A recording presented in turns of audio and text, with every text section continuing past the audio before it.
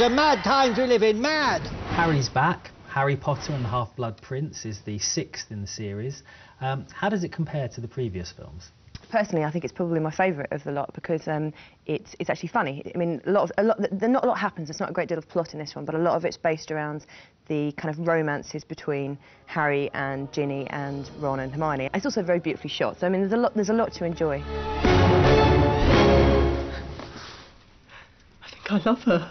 Ron particularly I thought was very good. He has a lot of the funny lines. His relationship with Hermione's, you know, there's a lot of sort of friction there, and they're both being quite adolescent and stroppy, and I think that's something that is a real plus point. Do you think tonally it works? Because it's almost like the first half, like you said, I think it's a lot of comedy and there's a lot of the love stuff and awkwardness and blah, blah, blah.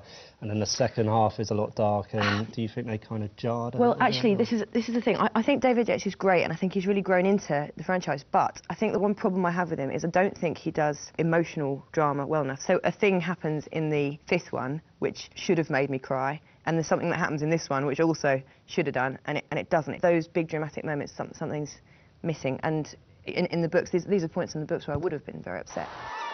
It's quite nice to have the glamour, the normal glamour of a premiere undercut by biblical rainfall. It's quite fun. I think it's like, with all of this, though, I mean, isn't it just completely critic-proof? You could tell from the Leicester Square premiere and the numbers that it's surely going to make. In a way, I suppose it's nice that they have made an effort to make it good. 3, 2, 1, go! Because they could really put anything on screen, and people would actually flock to it. Yeah, I think that's true, although having said that, I don't think many people who aren't hardcore fans would claim that the first few were particularly good films. And I'm curious how, once the dust has settled on the whole kind of franchise, how they'll be regarded in terms of other, you know, sort of epic movie franchises, be it Star Wars or Lord of the Rings.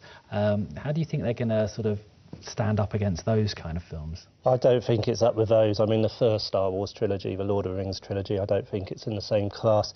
I think it does enough. It feels like a nice Christmas movie. You know, they normally come out in November. This one's different. But I think, you know, they're good, solid films, good entertainments. They're not great. All right, let's wrap up with the 3 leads. Post-Potter, who's going to have a breakout career? Daniel Radcliffe for me. Rupert Grint, I'm going to say. Watson. That's 2 votes for Watson, then.